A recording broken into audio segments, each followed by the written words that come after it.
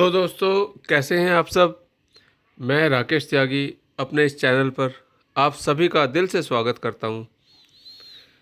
और हाँ दोस्तों, कहानी का सही आनंद लेने के लिए हेडफोन का इस्तेमाल ज़रूर करें। तो चलिए शुरुआत करते हैं एक नई कहानी की। कहानी का शीर्षक है चुड़ैल का खजाना। दोस्तों, एक बहुत ही सुंदर गांव था। उस गांव में एक दादी माँ रहा करती थी, जिसकी उम्र तकरीबन 90 वर्ष की थी। गांव के सारे बच्चे रोज उसे कहानी सुनाने की जिद किया करते थे, और वो भी बच्चों को साथ में बैठाकर तरह तरह की कहानियां सुनाया करती थी। एक बार की बात है, एक लड़का दादी माँ से जिद करने लगा कि मुझे आज डरावनी चुड़ैल की कहानी सुननी है। लेकिन दादी माँ उन बच्चों को तो भूत की कहानी नहीं सुना सकती थी, क्योंकि उसको मालूम था कि बच्चे डरेंगे, कि उनके मन में डर न बैठ जाए। लेकिन सभी बच्चे दादी माँ से जिद करने लगे। तभी दादी माँ ने कहानी सुनाना शुरू करा। एक जंगल में एक पहाड़ी थी। वहाँ एक डरावनी चुड़ैल रहा करती थी। उस पहाड़ी में एक छोटा सा खंडहर था। उसी खंडहर के अंदर चुड़ैल का खजाना छिपा था, जिसमें बहुत से रत्न, हीरे, मोती, जवाहरात और महिलाओं के कुछ आभूषण भी वहाँ थे। वह चुड़ैल जो थी, खजाने की रक्षा करने के लिए उस जंगल में भय का माहौल बनाए रहती थी, ताकि कोई उस खंडर के करीब ना आ सके। लेकिन एक दिन एक लकड़हारा लकड़ी काटने के लिए उस जंगल में प्रवेश कर गया, और जो जलने वाली लकड़ियाँ होती हैं, जलाऊ लकड़ी जिसको बोलते हैं, उसकी तलाश में जंगल के बीच में पहुंच गया, जहां उस चुड़ैल का खंडर था। खंडर के आसपास बहुत सी सूखी लकड़ियां भी पड़ी थी। उसने सोचा कि इससे उत्तम जलाऊ लकड़ी तो कोई हो ही नहीं सकती, जो पूरी तरह से सूखी हुई थी। वो लकड़हारा खंडहर की सीढ़ियों से लकड़ियां इकट्ठे करने लगा और आगे बढ़ता गया। जैसे ही वह द्वार तक पहुंचा, वहां एक बहुत ही विशाल दरवाज़ा था, जो पूरी तरह लकड़ी का बना हुआ था।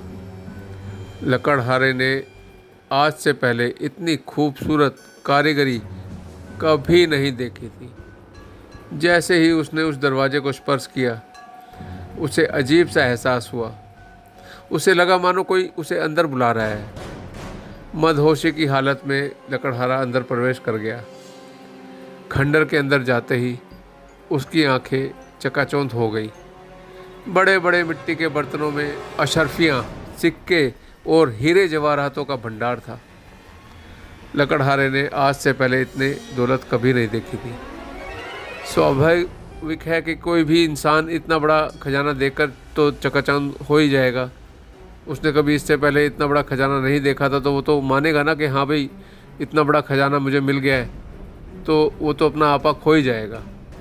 तभी खंडर के अंदर एक आहट के साथ दरवाज़ा बंद हो जाता है और ज़ोर से हवाएं चलने लगती हैं। लकड़हारा खंडर में एक खंबे को पकड़कर अपनी जान बचाता है। तभी वह डर जो चुड़ैल थी, उसकी भयानक आवाज़ उसको सुनाई देती है। यह देखते ही लकड़हारा बेहोश भी हो जाता है, और इसी हालत में लकड़हारे की एक रात गुजर जाती है। और जब लकड़हारे को होश आता है, तो वहाँ चारों तरफ केवल पेड़ ही पेड़ दिखाई देते हैं। लकड़हारे को कुछ समझ नहीं आता कि वह यहाँ कैसे पहुँच गया। लकड़हारा अपने कुर्ते की जेब में हाथ डालता है, तो उसे एक सोने का सिक्का मिलता है। वो ये देखता है और उसको देखकर बहुत प्रसन्न हो जाता है कि हाँ, कुछ तो मिला मुझे। उसकी जान भी बच गई और उसे इतना बड़ा सिक्का भी मिल गया, जिससे उसका खर्चा तो चल ही जाएगा।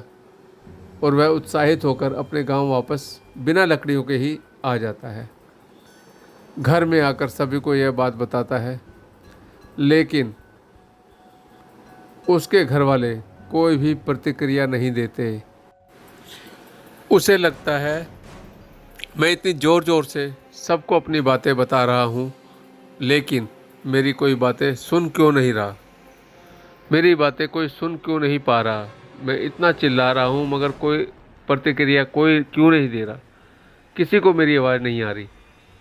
तभी वह पास में ही जाकर पानी के बर्तन में अपना मुंह धोने के लिए हाथ डालता है, लेकिन वह पानी की एक बूंद को भी स्पर्श नहीं कर पा रहा।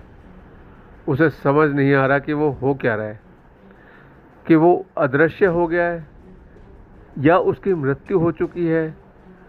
और तभी दादी माँ सभी बच्चों को नींद से जगाती है।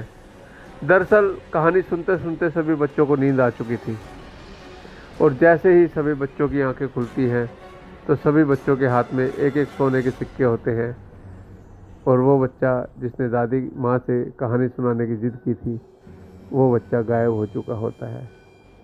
दादी माँ चारों तरफ उसकी तलाश करती हैं, लेकिन वो कहीं नहीं दिखाई देता। सभी बच्चे सोचते हैं आखिर वो गया कहाँ? वो बच्चा कौन था?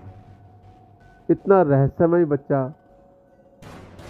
उनको कुछ समझ नहीं आ रहा था वो कहाँ चला जाता है। तो दोस्तों, इतनी सी थी ये कहानी। अगली कहानी का शीर्षक है चुड़ैल का बदला। एक बहुत ही सुंदर गांव था जिसका नाम था वीरनगर। यहाँ सभी लोग बहुत खुशी से रहा करते थे। गांव में सभी कुछ अच्छा चल रहा था, और इसी बीच अमेरिका से एक फैमिली अपने पुश्तैनी घर में रहने के लिए आती है। उस परिवार में पति पत्नी और उनका एक छोटा सा बेटा था जो अपनी हवेली में रहने आए थे।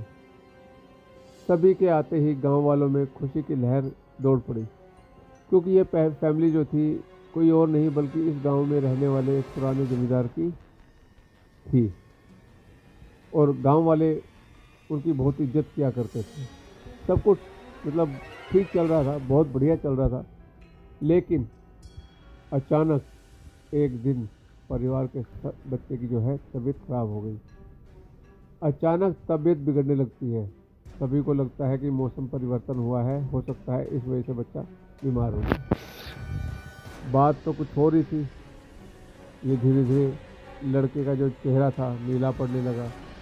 तब लोगों को थोड़ा सा एहसास हुआ कि ये जो है क्या हो रहा है। आनंद फानंद में परिवार ने डॉक्टर को बुलाया, और डॉक्टर को भी कुछ समझ नहीं आया। उसने पास में ही बने एक हॉस्पिटल में उन्हें स्वास्थ्य परीक्षण के लिए आमंत्रित किया और उसको बुलाया। जैसे रेफ़र कर देते, लाइक दैट, रेफ़र किया उसको, ताकि बच्चे की बीमारी का पता चल सके। परिवार ने डॉक्टर की सलाह के अनुसार हॉस्पिटल जाना जरूरी समझा। सारे परीक्षण होने के बाद, सारे टेस्ट होने के बाद भी उन्हें कुछ समझ नहीं आया, कोई हासिल नहीं हुआ कि उसे हुआ क्या है। जैसे ही सारा परिवार गांव पहुंचा तो गांव वालों के कुछ बुजुर्गों ने बच्चे की हालत देखकर उन्हें ओझा के पास जाने को कहा। आज भी गांव में पुराने रीति रिवाज के अनुसार झाड़ फूंक करके इलाज करने की प्रथा कायम है। परिवार के सारे सदस्य ओझा के पास जाने को तैयार हो गए।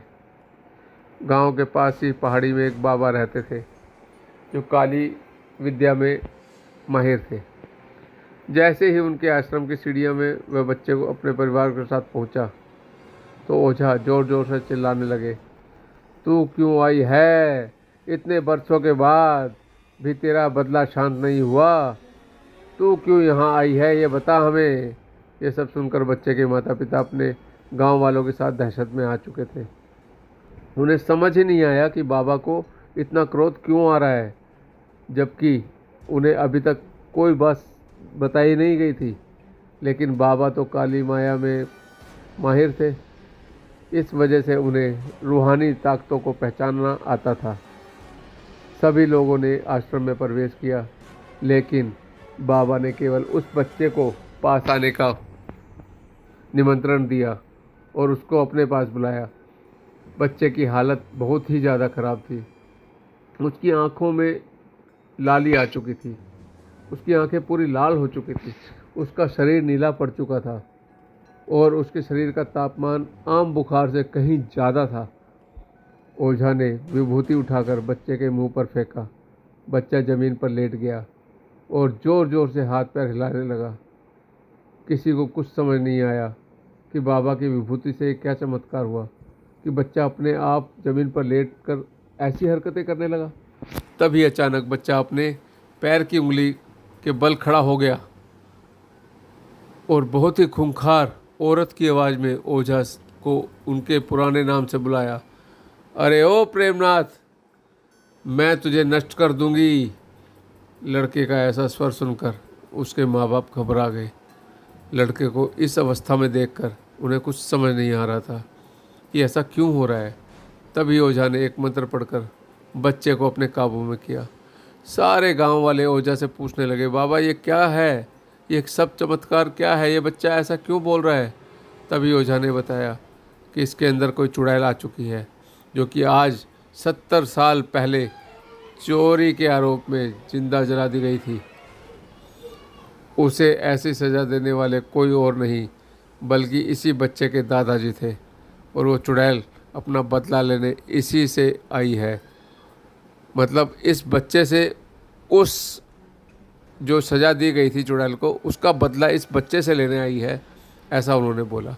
क्योंकि वो गर्भवती अवस्था में जिंदा जली थी। वो जो चुड़ैल थी उसको गर्भवती अवस्था में जलाया गया था और उसके कोख में पल रहा मासूम बच्चा भी जल गया था। इसी वजह से वो उस वंश बच्चे को भी दर्दनाक मौत देना चाहती थी ताकि उसका बदला पूरा हो सके। ये सारी कहानी जानने के बाद परिवार वाले ओझा के सामने गिड़गिड़ाने लगे और अपने बच्चे की जान की भीख मांगने लगे।